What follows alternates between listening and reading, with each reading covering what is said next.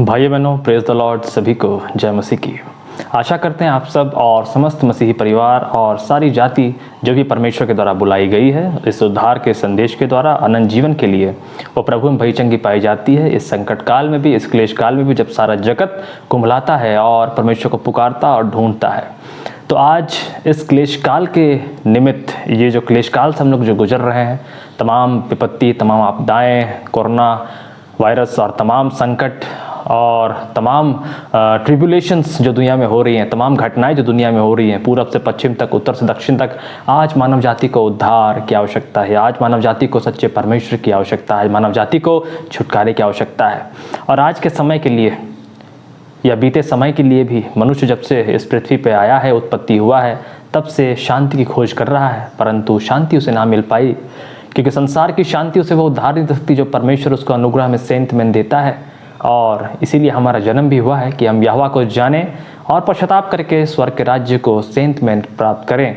क्योंकि जब हम जानते हैं कि शैतान ने घमंड करके, पाप करके स्वर्ग के राज्य से अपना स्थान खो दिया, तो परमेश्वर को यह भाया कि हम जैसे पापियों को अनुग्रह के द्वारा, सेंत में दया के द्वारा, हम पापियों को अपने अनुग्रह पवित्र आत्मा में यीशु मसीह के मांस लहू के द्वारा स्वर्ग का राज्य दें। तो आइए, इस उद्धार जो सबको मिलता है, सारे मनुष्य जाति के लिए है, इस उद्धार का आह्वान करने के लिए आज जो हमें परमेश्वर का वचन जो पवित्र शास्त्र में मिलता है, पवित्र आत्मा के सिखाने से, अगुवाई से और मार्गदर्शन से, उसको हम लोग जो देखेंगे और जिस पर आज हम लोग चर्चा करेंगे, मनन चिंतन करेंगे, यह हमें मिलता है यशायाह नबी की पुस्तक 55 अध्याय और पद संख्या 6 से लेकर 9 तक। पहले हम लोग इसको पढ़ लेंगे और देखेंगे परमेश्वर यहोवा हमसे क्या चाहता है। और हम सभी पापी जो परमेश्वर की महिमा से रहित हैं और जो भटक गए हैं, जो अपने चाल चलन का दंड पाते हैं इस जीवन में और अधर्म में जीवन बिताते हैं और अधर्म का सामना करते हैं, बुरे का सामना करते हैं, बुराई के बीच में रहते हैं, परमेश्वर हमसे पश्चाताप के लिए और अपने आप को प्रकट करने के लिए, उस उद्धार के लिए कैसे आह्वान करता है। तो यशायाह नबी की पुस्तक 55वां अध्याय पद संख्या 6 से 9, यहाँ परमेश्वर का वचन ऐसा कहता है, जब तक यहोवा मिल सकता है तब तक उसकी खोज में रहो, जब तक वह निकट है तब तक उससे पुकारो। दुष्ट अपनी चाल चलन और अनर्थकारी अपने सोच विचार छोड़कर यहोवा ही की ओर फिरे, वह उस पर दया करेगा। वह हमारे परमेश्वर की ओर फिरे और वह पूरी रीति से उसको क्षमा करेगा। क्योंकि यहोवा कहता है, मेरे विचार और तुम्हारे विचार एक समान नहीं है, ना तुम्हारी गति और मेरी गति एक जैसी है। क्योंकि मेरी और तुम्हारी गति में और मेरे और तुम्हारे सोच विचारों में आकाश और पृथ्वी का अंतर है। यहाँ तक आमीन।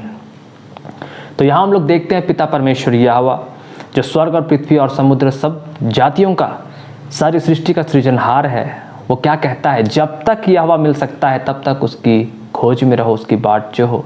हम लोग देखते हैं यीशु मसीह ने, जब जगत ने व्यवस्था के द्वारा, जब जगत ने अपने कर्मों के द्वारा परमेश्वर को ना जाना, उसको ठुकरा दिया, व्यवस्था के द्वारा जगत दोषी ठहरा, भले बुरे का ज्ञान तो हमने पा लिया। हम देखते हैं अदन की वाटिका में आदम और हव्वा ने, परंतु अपने आप को हमने पाप और शैतान के अधिकार में दे दिया, अधीनताई में कर लिया।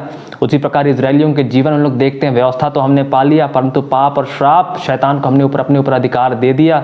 हम लोग देखते हैं मूसा ने सांप ऊंचे पे उड़ाया था उस ब्रॉन्ज के पोल पर, परंतु परमेश्वर ने हमें चंगा किया था। हम लोग देखते हैं जंगल की कहानी में, जब वो 40 वर्ष तक उस जंगल में भटकते रहे थे।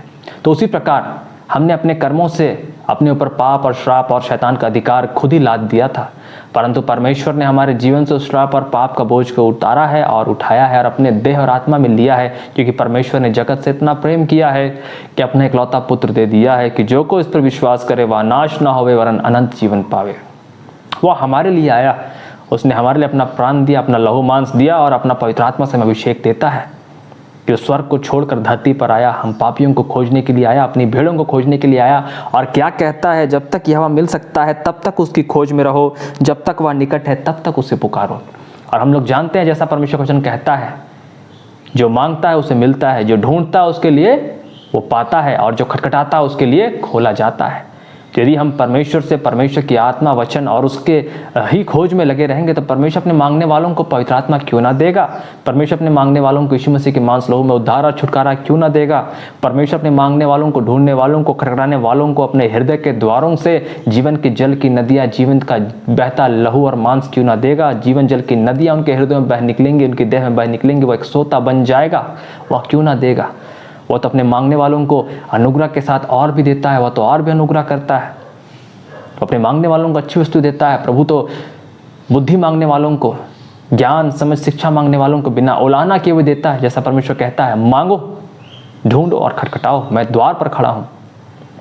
तो यहाँ हम लोग देखते हैं, वचन कहता है कि दुष्ट हर एक को, यहाँ पापी, हम लोग परमेश्वर की महिमा से रहित हैं।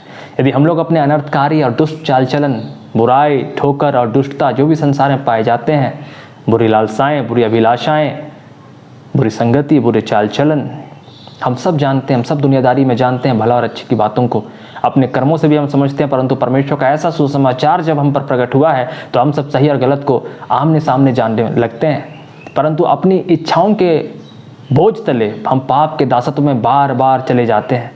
तो इसलिए यदि हम परमेश्वर की सहायता मांगेंगे और अपनी अनर्थकारी और दुष्ट जो चरित्र है, जो बुरे विचार हैं, छोड़कर यहोवा की ओर आना चाहेंगे और यहोवा को पुकारेंगे कि हे प्रभु परमेश्वर यहोवा, हमारे जीवन में आइए, हमें छुटकारा दीजिए, हमारे जो अनर्थकारी सोच है, जो बुरे विचार हैं, जो हमारा अधर्म, उसको माफ़ कीजिए, हमारे मन हृदयों को शुद्ध कीजिए, अपने हाथों में रखिए, हमारी देह आत्मा को वो हमें संभालेंगे।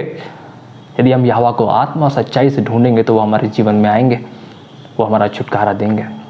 क्योंकि प्रभु कहता है कि उनके विचार और हमारे विचार एक समान नहीं है। परमेश्वर हम पापियों का विनाश नहीं चाहता, उनकी गति हमारी गति एक सी नहीं है।